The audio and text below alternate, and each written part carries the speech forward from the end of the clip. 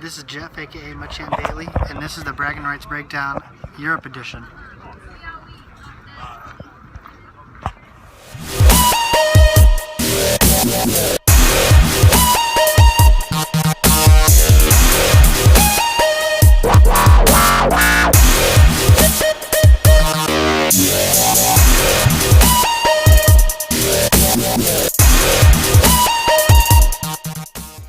Hey guys, sorry about the crappy video quality, and if you hear some other noises, I apologize. I only have one phone to work off of. Anyway, I'm going to skip the typical NFL news and injuries update, obviously, because I'm not going to do any research while I'm on vacation. You saw in the intro video, I was in Paris. I am recording this 2 days afterwards. I meant to get it done last night, but I didn't, so I am now in Munich. Went to Oktoberfest today, and god damn was it fun. Alright, so that being said, I did look through the weekly awards, so I will give those out, and then I'll do just a real brief recap and thoughts on this week's coming dealio matchups. So here we go. First off, Juggernaut is Project Badass with 132.2 points. Nice going there, Mike. Kingslayer, I'll give to Brian because he beat the Fisters, who were previously 2-0. I know it's early in the season to call them the Kings for the Slayer, but it's the best that we can do right now. Lombardi goes to Nate and the ridiculousness of the Kansas City defense with 33.5 points. Tough luck. Jason wins this one for 2 weeks in a row, losing to one of the only upper half teams on the league. Luck out. Nate is the closest here, where 5 teams would have beaten him. I believe this is his second showing as well in a row. Teabag fully rang a 66-plus point win over Connor. Bonehead, Jason left 105.2 points on the board in his loss to Nate, so he could have definitely used some of those. Failed Prophet, I can't do this on my phone, or rather I don't have the time, so I'm going to say forget this one for the week. Space Cadet, the Rubber Duckies take this one with the first Space Cadet as Rashad Jennings being ruled out before the game start. I know it was close, at least that's what I could figure out from looking back.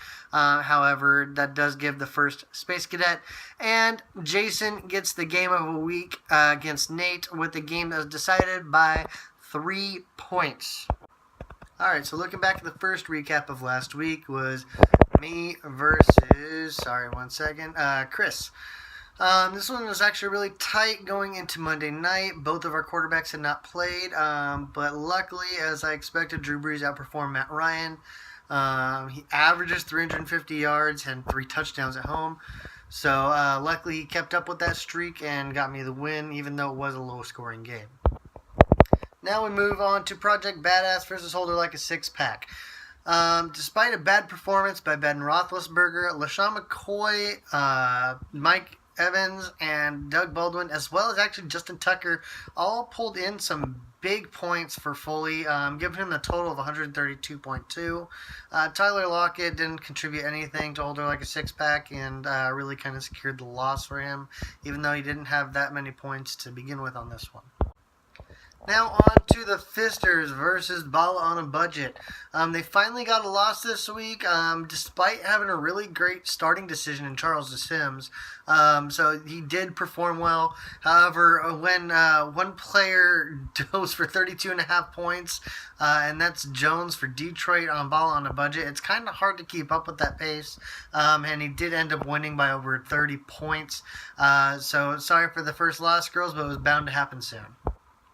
Next up is Balls Deep versus Beats by Ray. Despite pretty horrible performances by both quarterbacks here, Chris S. actually secured this one. The big deciding factor being Jeremy Hill finally showing up for some big points, as well as Jordy Nelson doing his thing. Devontae Freeman did get 26 points, but Carlos Hyde's 24.5 kind of nullified that. So really, without any additional help, Rob was just kind of sitting down in the water and lost this one by about 20 points. Now for the game of the week, and what is just honestly a weird game. I don't think Nate really deserved this win, because a defense getting 33.5 points is just ridiculous. That being said, good start, Nate. Good win. Edged out Jason by about 3 points. So it was honestly just a weird game if you go and look at it. Quarterbacks, Rodgers did great. Bortles did mediocre. DeMarco Murray did great. It honestly looked like a great game with the exception of Rob Gronkowski and Kelvin Benjamin. And the Kansas City defense coming up with 33.5 points was a blessing in disguise, or not really in disguise, a blessing for Nate, securing him the win. But again, I wouldn't count on any defense to ever do that consistently.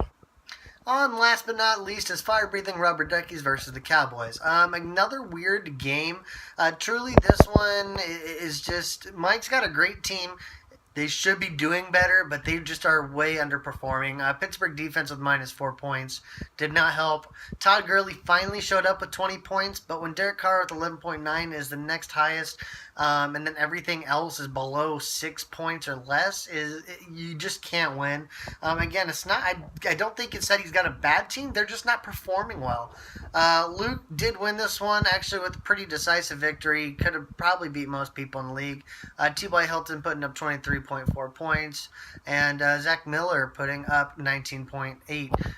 So good job there, Luke. I believe I predicted Mike to win because I really didn't see him fall into 0-3. Good luck next week, Mike. I don't know what to say. Just the team's not performing like they should. All right, now on to a quick prediction rundown. First up is myself versus Bala on a budget. Brian's coming off of a good week.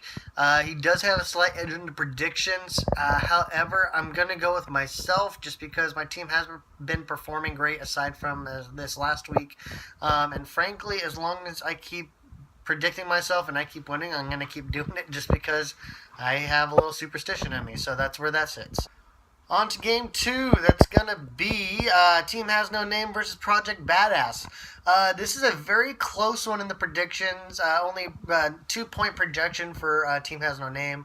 However, I do think I'm going to side with the projections only because Project Badass biggest 3 guys in LaShawn McCoy, Odell Beckham, and Mike Evans are all going against some pretty rough defenses. LaShawn's going against New England, which is a little soft.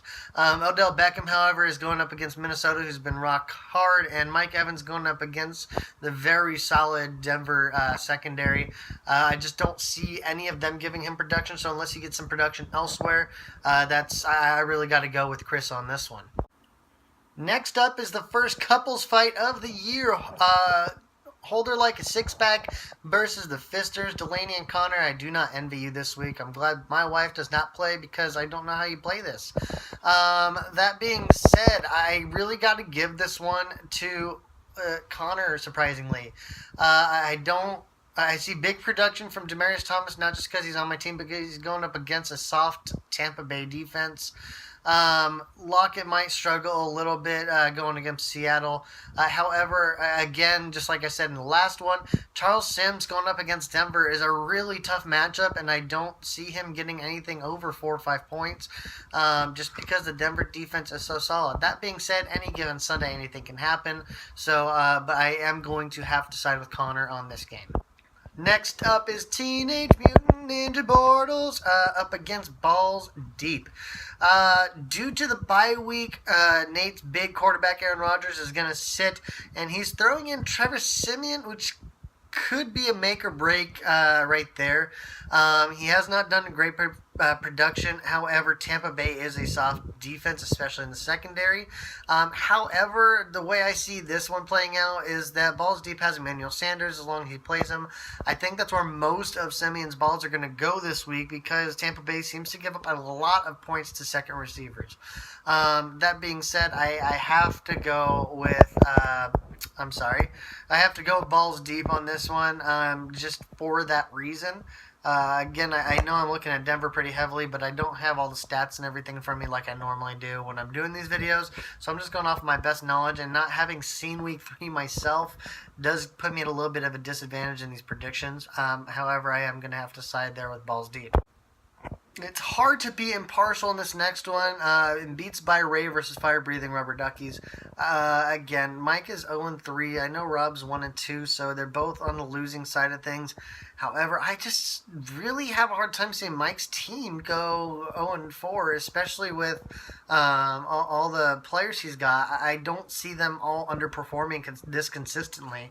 That being said, if it doesn't change this week, I'm going to have to start siding against Mike and say that luck isn't really the thing. But I am going to have to side with Mike this week just because I don't see him staying at 0 wins through the first 4 weeks of the season, and that's a really tough one to come back from.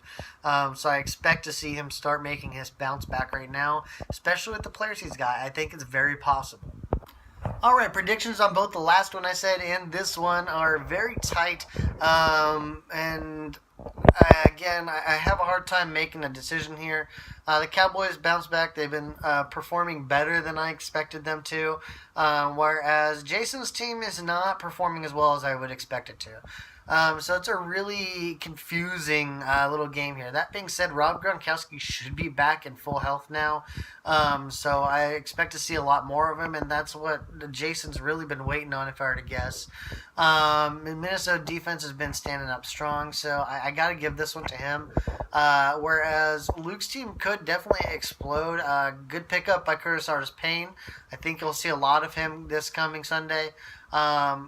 However, Sammy Watkins just has not been performing great, as well as picking up a Cincinnati defense against a Miami offense who's actually pretty decent. I don't see that stream as being as effective as he expects, so I do have to go with Jason on this week's. That being said, that's all I got for this week. Sorry for the crappy phone video. Obviously you see that I'm on vacation, and we're just hanging out here in the room at night, about to head to bed, so I thought I'd do a couple videos. So have a great week, guys. I'll see you next week when I get back. I will be getting back in Wednesday, but please don't even try and talk to me until Thursday because I'm going to be exhausted. And that being said, I'll catch you downfield.